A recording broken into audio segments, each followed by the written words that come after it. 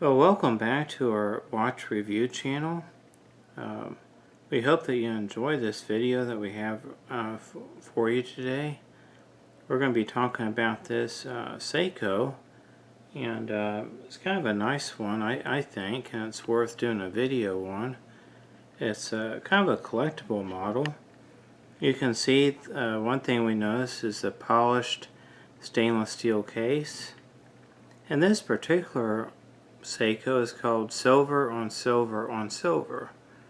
This is silver dial, silver colored hands, and a silver colored stainless steel case. It has the movement is a 17 jewel automatic movement. That's called the 6300. And when you're looking at a Seiko watch, there's some numbers down here at the bottom of the watch, and the first of those numbers is 6300, and that's the movement.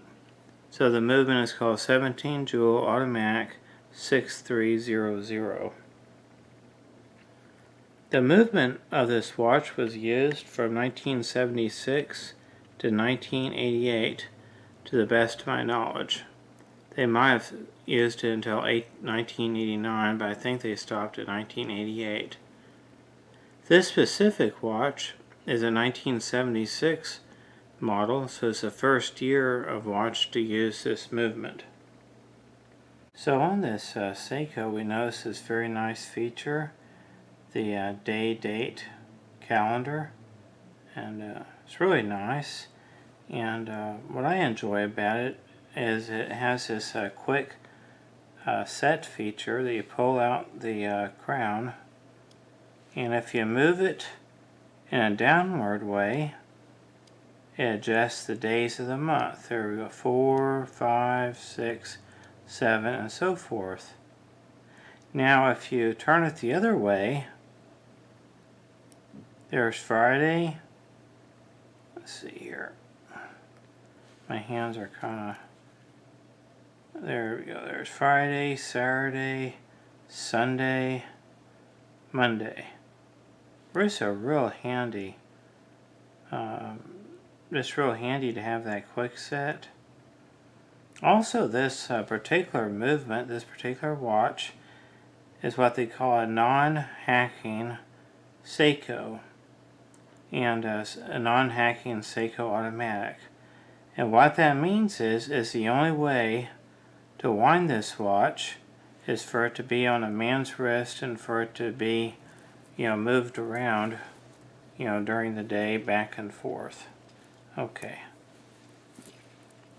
But you cannot wind it at all by winding the crown. Now there might be some viewers who will say, well, that's kind of obvious. But actually there were different types of automatics. Some automatics you can wind by both moving the watch like so forth, and that winds the mechanism, that winds the mainspring through the rotor going back and forth. In many watches you can also wind it by winding the crown. So it's two ways to wind many automatic movements. This particular way through the movement, and that's also through the crown. But non-hacking watches like this one, you can't wind it using the crown. Okay. Also notice some other real cool features about this watch is the name Seiko is metal and it's raised.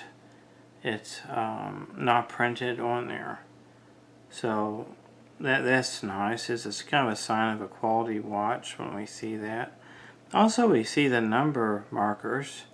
They're also raised. They're also metal, and they're not painted, but they're raised and placed on there.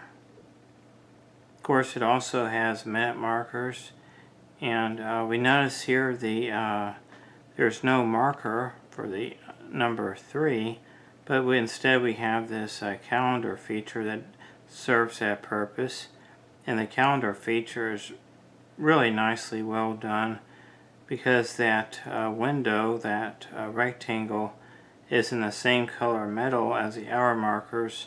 It's kind of encased in kind of a stainless steel, raised stainless steel window.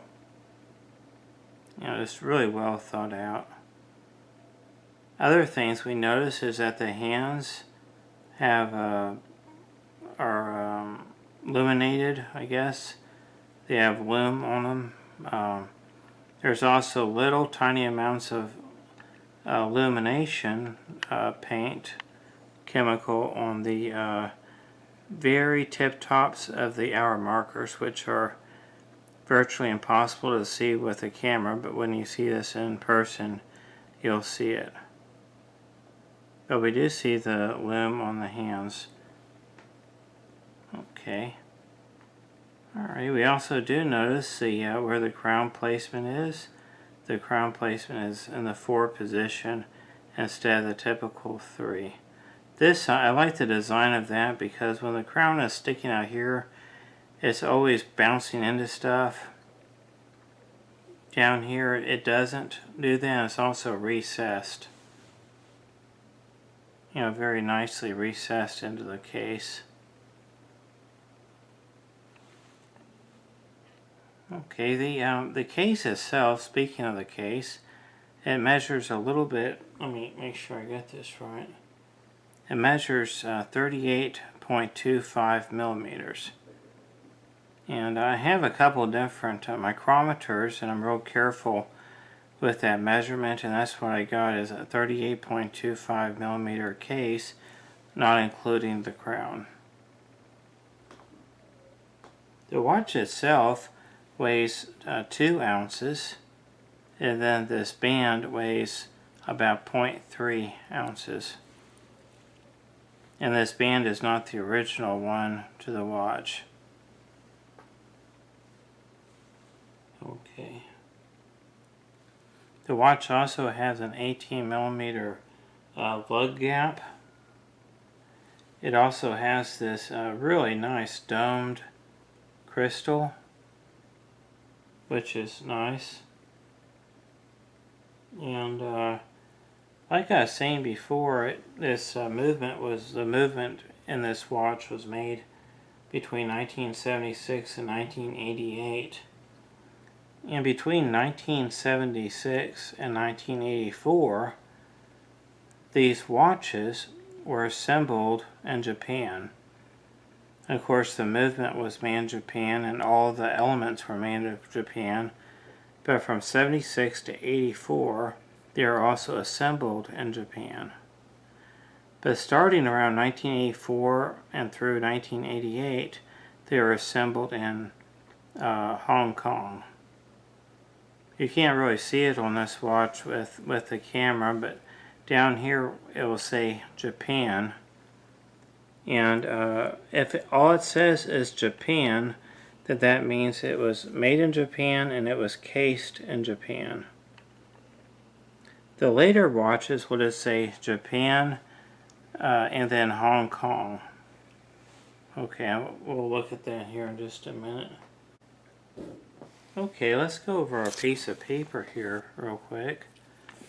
The watch is a men's Seiko, and it's triple silver color, silver dial, silver hands, silver hour marker, silver colored case. It's all stainless steel, but we can call it silver colored. 17 jewels, automatic.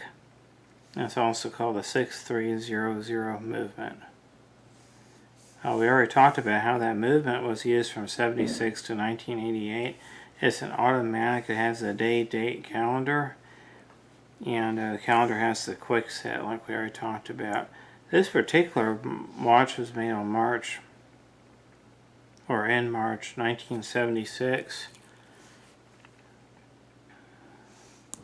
Okay, down here, I'm not sure if the camera can get that or not, but the first 2 digits of this number code kind of tells us the year.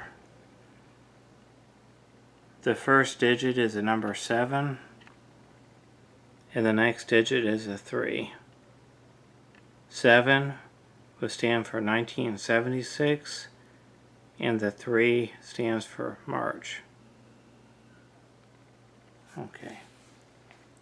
If you want to learn more about how to decipher day codes and all these numbers that are on the back, as well as the numbers that are on the front under the 6, we have a specific video on what all those numbers mean and how to decode all that.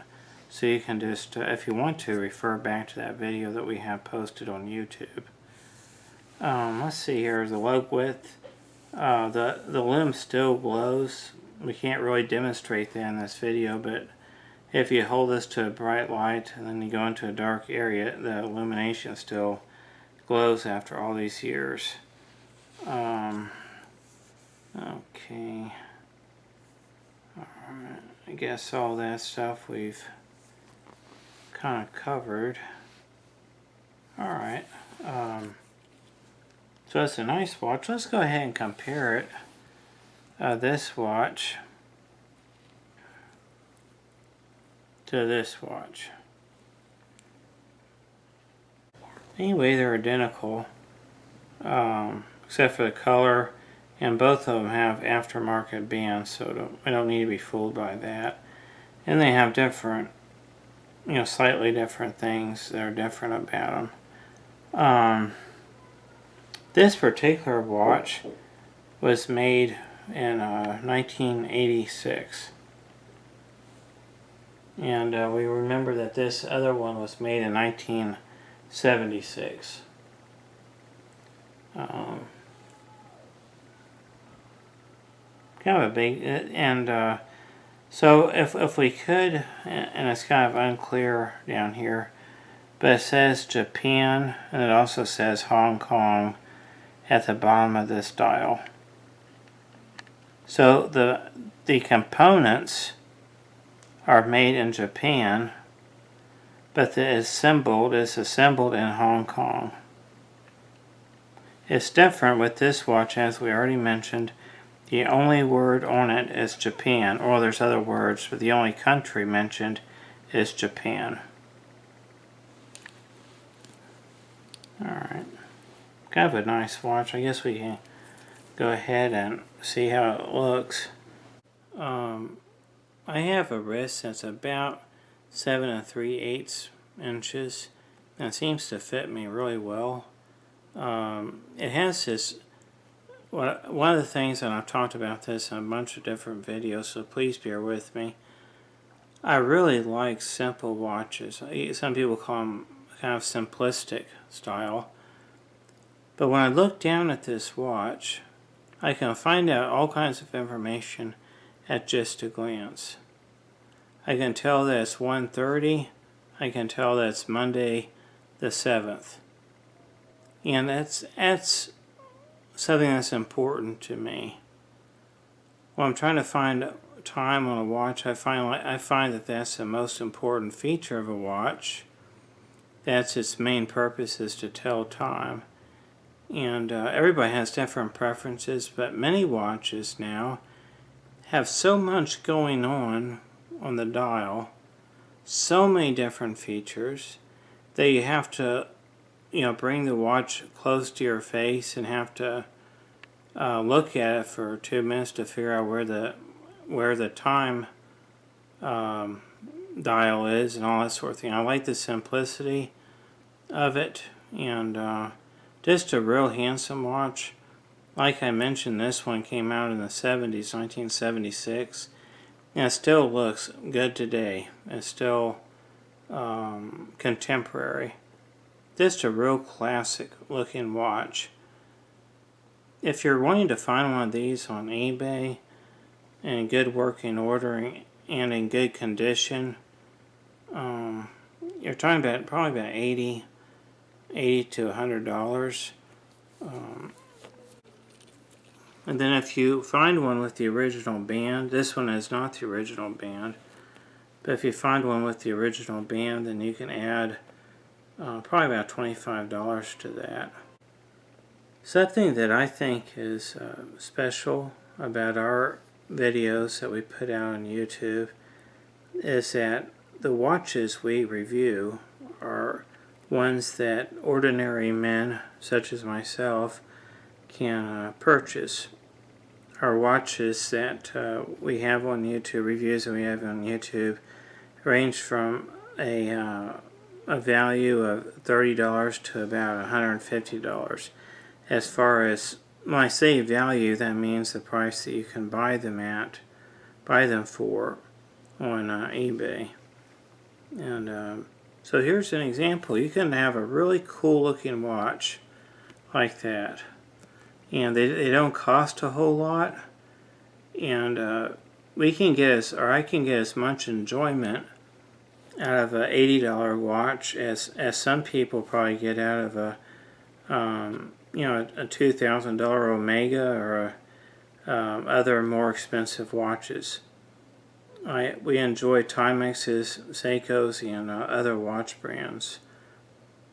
Well, I hope that you enjoyed today's video as we looked at this watch as well as its kind of cousin here. It's the same watch, but it's assembled in two different places. Okay, in the main body of the video, we shot the video, and I noticed that I'd kind of worn this watch in kind of a strange position on my wrist. So I just thought I'd put this little segment in here to kind of show what it looks like when it's positioned right.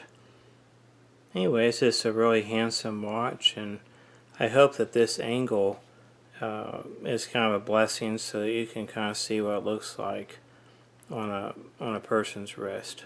So here's this real handsome Seiko watch that we've been looking at. It's a Seiko Automatic 17 Jewels, and it's made in the mid 1980s, mid to late 80s, and just really nice. But I really like the color of the dial, and I'm not sure exactly what the official name of that color is.